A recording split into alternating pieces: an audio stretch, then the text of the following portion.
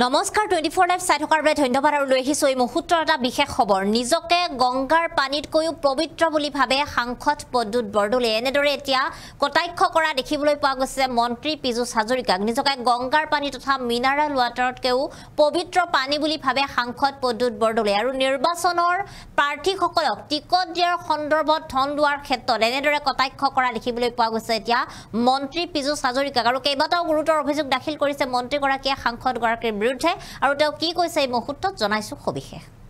আমি জনাইছো এই মুহূৰ্তৰ এটা গুৰুত্বপূৰ্ণ খবৰ সমাগত পঞ্চায়তৰ নিৰ্বাচন আৰু পঞ্চায়ত নিৰ্বাচনৰ প্ৰাৰ্থীক টিকট দিয়াৰ সন্দৰ্ভত প্ৰতিক্ৰিয়া মন্ত্ৰী পীযুষ হাজৰিকাৰ এবাৰ মন্ত্ৰী পীযুষ হাজৰিকাই মুখ খোলা দেখিবলৈ পোৱা গৈছে অসমৰ মানুহে আন্ধাৰৰ ৰজা বুলি কয় পদ্মুত বৰদলৈক এনেদৰে তেওঁ কটাক্ষ কৰিছে পদ্মুত বৰদলৈক টিকটৰ বিনিময়ত ধন লৈয়ে দুৰ্নীতি কৰাৰ লাইসেন্স দিয়ে পদ্মুত বৰদলৈৰ দৰে কংগ্ৰেছী লোকসকলে টিকটৰ বিনিময়ত পদ্মুত বৰদলৈ 20 লাখ টকা দাবী কৰাৰ গুৰুতৰ অভিযোগ উত্থাপিত কৰিছে এবাৰ মন্ত্ৰীগৰাকী কিয়নো যিসকল প্ৰাৰ্থী তেওঁলোকে নিজেই কথা উত্থাপিত কৰা দেখিবলৈ পোৱা গৈছে নিজকে গংগাৰ পানী বুলি ভবা সাংসদ পদ্মুত বৰদলৈক এবাৰ কটাক্ষ কৰিছে মন্ত্ৰী পীযুষ হাজৰিকাই সমাগত পঞ্চায়তৰ নিৰ্বাচনলৈ মাজত মাত্ৰ কেইটামান দিন বাকি আৰু বিভিন্ন ধৰণে ৰাজ্যৰ বিভিন্ন পঞ্চায়তৰ সমষ্টিসমূহত এতিয়া জোৰদাৰ প্ৰস্তুতি চলা দেখিবলৈ পোৱা গৈছে ইতিমধ্যে নিৰ্বাচনী যিসকল প্ৰাৰ্থী তেওঁলোকৰ মনোনয়ন পত্ৰ দাখিলৰ দিন উকলি গৈছে তেওঁলোকে মনোনয়ন পত্ৰ দাখিল কৰিছে আৰু ইয়াৰ মাজতে এতিয়া কেইবাটাও গুৰুতৰ অভিযোগ উত্থাপিত হোৱা দেখিবলৈ পোৱা গৈছে সাংসদ পদ্মুত বৰদলৈৰ বিৰুদ্ধে কিয়নো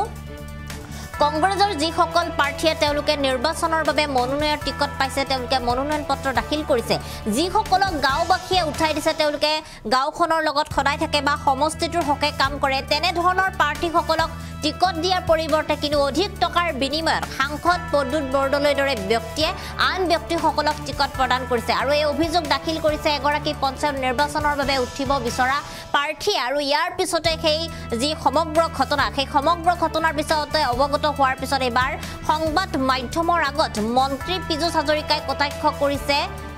সাংসদ পদ্মুত বৰদলৈ অসমৰ মানুহে আন্ধাৰৰ ৰজা বুলি কয় পদ্মুত বৰদলৈক আৰু পদ্মুত বৰদলৈয়ে নিজকে গংগাৰ পানীতকৈও পবিত্ৰ বুলি ভাবে মিনাৰেল ৱাটাৰৰ পানীতকৈও নিজকে ধুনীয়া বুলি ভাবে কিন্তু কংগ্ৰেছ জৰ যিসকল সাংসদ অৰ্থাৎ পদ্মুত বৰদলৈৰ দৰে কংগ্ৰেছে কিন্তু তেওঁলোকে টিকটৰ বিনিময়ত আন প্ৰাৰ্থীসকলক তেওঁলোকে টিকট প্ৰদান কৰে পাব লগা যোগ্য প্ৰাৰ্থীও টিকট লাভ নকৰে আৰু এই কথা অসমৰ মানুহে জানিব লাগে যিটো দলে অৰ্থাৎ যি দলৰ ব্যক্তিয়ে কেৱল মাত্ৰ নিৰ্বাচনৰ টিকট প্ৰদানৰ নামতে এজন ব্যক্তিৰ পৰা 20 লাখ টকা পৰ্যন্ত দাবী কৰিব পাৰে সেই দল যদি শাসনৰ ক্ষমতালৈ আহে তেনেহলে তেওঁলোকে আৰু কিমান ধৰণৰ দুৰ্নীতি সংঘটিত কৰিব পাৰিব এই কথা অসমৰ ৰাইজে জনা উচিত আৰু বুজা উচিত আৰু এই কথা জানি বুজি তেওঁলোকে নিৰ্বাচনৰ যি ভোট গ্ৰহণ প্ৰক্ৰিয়া তাত তেওঁলোকে কোনটো দলক উঠাব কোন প্ৰাৰ্থীক তেওঁলোকে নিৰ্বাচনত জয়ী কৰাব সেইটো তেওঁলোকৰ ওপৰত সিদ্ধান্ত হ'ব লাগে আৰু এনেদৰে এতিয়া নিজকে গংগাৰ পানীতকৈ পবিত্ৰ বুলি ভবা সাংসদ পদ্মুত বৰদলৈৰ বিৰুদ্ধে জাঙুৰ খাই উঠিছে মন্ত্ৰী পীযুষ হাজৰিকা আৰু কেইবাটাও তেওঁ এনেদৰে গুৰুতৰ অভিযোগ দাখিল কৰিছে আৰু এই মুহূৰ্তত আমাৰ হাতত মন্ত্ৰী পীযুষ হাজৰিকাৰ সেই বিশেষ গুৰুত্বপূৰ্ণ মন্তব্য আছে সেই মন্তব্য আমি আপোনালোকক শুনাইছো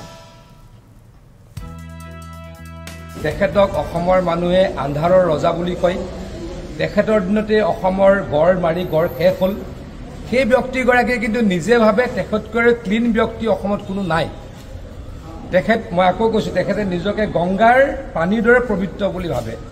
সেই ব্যক্তিগৰাকীৰ বিৰুদ্ধে এগৰাকী ৰজলিন ফাৰুকী বুলি যুৱতীয়ে 20 লাখ টকা নিজে ডিমাণ্ড কৰা বুলি কালি সংবাদ মাধ্যমৰ আগত স্পষ্টকৈ কৈছে আৰু যুৱতীগৰাকীয়ে কৈছে যে নিজে ফোন কৰি কৈছে ফোন ৰেকৰ্ডো আছে বুলি কৈছে গতিকে পদ্মুত বৰদলৈ আকৌ কৈছো তেখেতে সকলোতকৈ ক্লিনেষ্ট বুলি ভাবে সকলোতকৈ সফিষ্টিকেটেড বুলি ভাবে ইংলিছ স্পিকিং পদ্মুত বৰদলৈ ডাঙৰীয়াই এনেকুৱা কাম কৰিব বুলি মানুহে হয়তো অলপ নাভাবিও কিন্তু কংগ্ৰেছ দলৰ এইটো হৈছে চৰিত্ৰ টিকট দি কংগ্ৰেছ দলে পইচা গোটোৱাটো কংগ্ৰেছ দলৰ আগৰ পৰা চৰিত্ৰ অকল লাহৰীঘাটৰ পৰাই খবৰ অহা নাই ধুবুৰীৰ পৰা আহিছে গোৱালপাৰাৰ পৰা আহিছে প্ৰত্যেকখন জিলাৰ পৰাই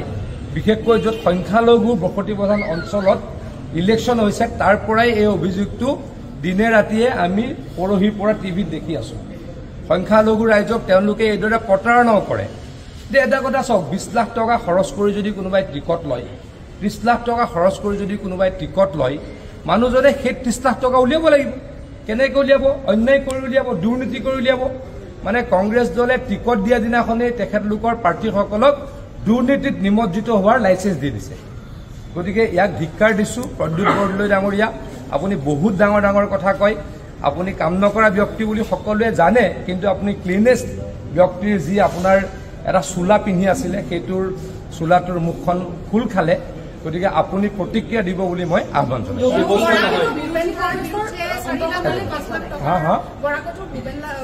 সকলোতে আহিছে ধুবুৰীত গোৱালপাৰাত বৰাকত মুঠৰ ওপৰত হ'ব লাগিব যে সেইটো মুছলিম ডমিনেটেড চিট হ'ব লাগিব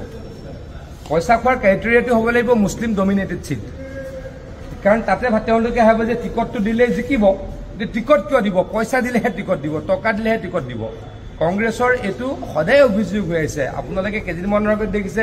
ডিষ্ট্ৰিক্ট সভাপতি দিয়াৰ কাৰণে টকা লৈছে ব্লক সভাপতি দিয়াৰ কাৰণে টকা লৈছে কংগ্ৰেছে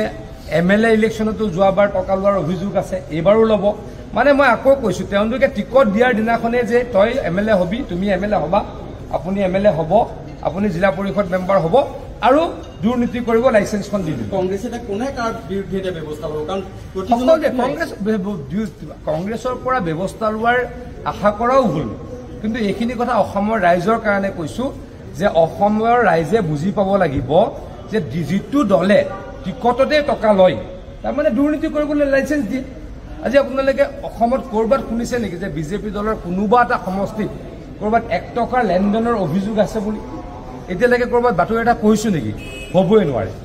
বিজেপি দলৰ আদৰ্শত বিজেপি দলৰ মতাদৰ্শত এইবিলাক কথা নাই বিজেপি দলৰ শাসনত কি হয় ৰাইজৰ কাৰণে কাম কৰাৰ কথা হয় নৰেন্দ্ৰ মোদী ডাঙৰীয়াই দেশক আগুৱাই লৈ যাবলৈ কাম কৰে সেই কথা বতৰাবিলাক হয় দেশক ভাল পাবলৈ শিকায় সেই কথা বতৰাবিলাক হয় হিমন্ত বিশ্ব শৰ্মা ডাঙৰীয়াই দিনে ৰাতিয়ে ৰাজ্যখনৰ উন্নয়নৰ কথা কয় সেইবিলাক কথা আমাক শিকায় গতিকে আমাৰ দলত টকা লৈ টিকট দিয়াৰ কথা নাই কংগ্ৰেছক সকলোৱে লৈ যেতিয়া কংগ্ৰেছৰ কোনোবাই কাৰোবাৰ বিৰুদ্ধে কিবা প্ৰমাণ কৰিবলৈ যাব